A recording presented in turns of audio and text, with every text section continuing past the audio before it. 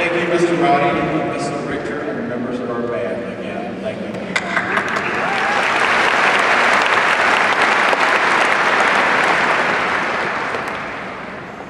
This year we had students apply for the honor of speaking at our commencement ceremonies tonight.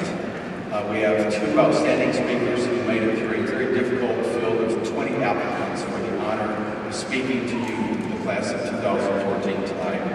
Our first student speaker is Syver Johansen.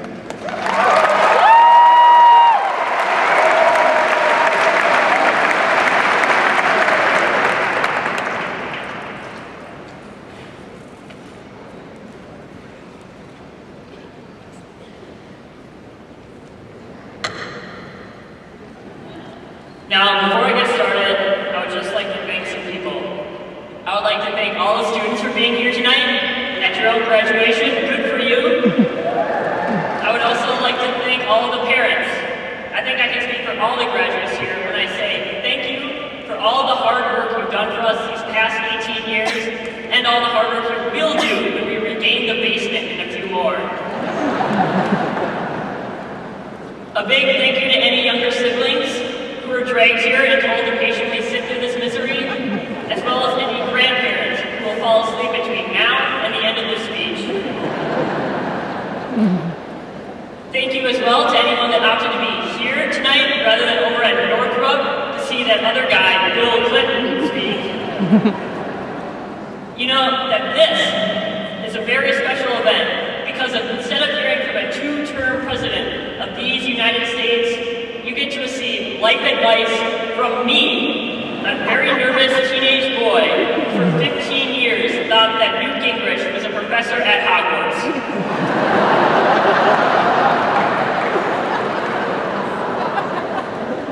Finally, I would like to thank Dr. Locklear, all the wonderful teachers at Edina High School, and last, but definitely not least, Super Duperintendent Rick the Brick Dressen.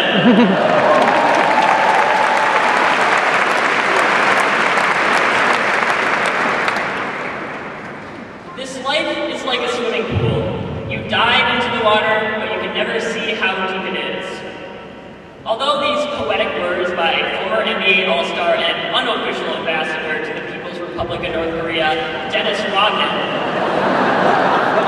don't describe any swimming pool I've encountered, it does ring true.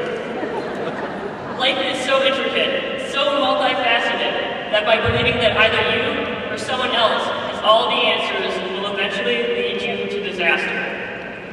This is put much more delicately by former heavyweight champion in the world, Iron Mike Tyson, when he explained, everyone has a plan, till they get punched in the face.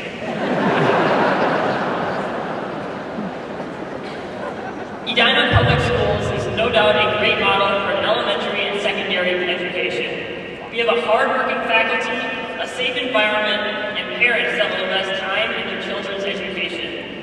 As a district, we consistently rank among the top for academics and at the bottom for snow days. However, the greatest attribute that Edina has to offer is that its students not only have a variety of interests, but that they actively pursue their interests and do not discourage the passions of others. Let me give a few examples. If I wanted to play a sport, there was dozens of sports to choose from and plenty of students to play them with. If I liked acting, I could have joined a terrific thespians department. And if I loved Pokemon, there was even a club to pursue that. As a result of this passionate and accepting attitude, kids at Edina have had success not only in hockey, basketball, football, and baseball, but also in a wide range of school sports and activities, such as soccer, cross-country running, math team, tennis, synchronized swimming, regular swimming, ultimate frisbee, track, golf, rugby, debate, robotics, and much more. My advice to my fellow Hornets is to continue to pursue your passions and your non-passions. You never know what will happen in life, but if you continue to be involved in various activities and extracurriculars, you will surely hone your strengths, overcome your weaknesses, and meet some fantastic people. But do not expect smooth sailing the whole time. It is inevitable that along the way, you will be punched in the face. Your dreams will be crushed, and they will tell you, parents, this is for you, that after 18 years of watching them every day, seeing have become, then a very special person will now be moving on with their life. Of course, that special someone is none other than Barbara Walters. Barbara, you may be leaving the view, but you will never leave our hearts. But just because you encounter rough water does not mean you have lost and should give up. It only means that you have to change your course.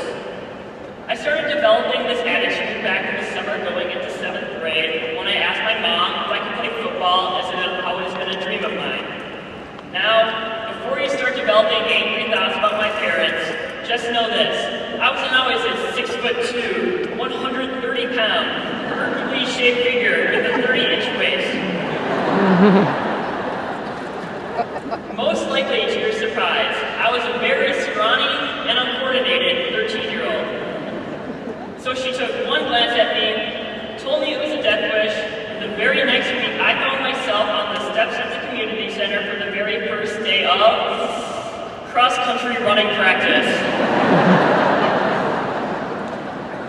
I soon grew to love the sport and the people in it, so I decided to partake in things that I normally would not.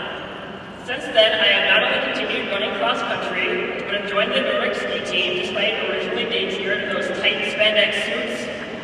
Continued playing the trumpet years after discovering I had zero musical talent, and was even elected to student council. But like anything in life, it was not easy and success never came at first. In my first cross-country race, I nearly finished last. I spent an entire Nordic season, finishing in the bottom 5% of races, and I worked through 7 years of band, despite being completely tone deaf and having no sense of rhythm whatsoever.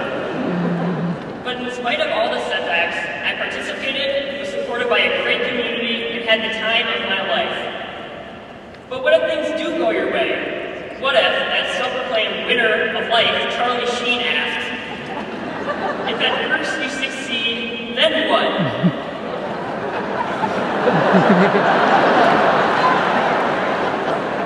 Well, if at first you succeed, then great. You were one of the lucky ones who was able to find a more direct route. But life's not over yet.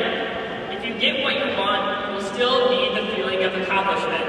This is because there is no end-all be-all. No point at which you can stop and say that you have everything. As long as there's life, there is always something to do, always something to strive for. It is important to know that there is no one right way to find your success, only one wrong way, which is to stay idle while life passes by. So while life may seem impossible at times, and you may feel powerless as an individual, it is vital to continue to participate in as much as possible because you will experience triumph in finding qualities you never knew you possessed. I could continue to talk about becoming a follower, but I'll just cut to the chase and wrap her up. So if you tuned out for the last 7 minutes, 25 seconds, just remember this: do stuff. Now finally, it's time to get my most important message of all, a remark by Keanu Reeves from his 1989 time travel documentary, Bill and Ted's Excellent Adventure. Be excellent to each other, and party on, dudes!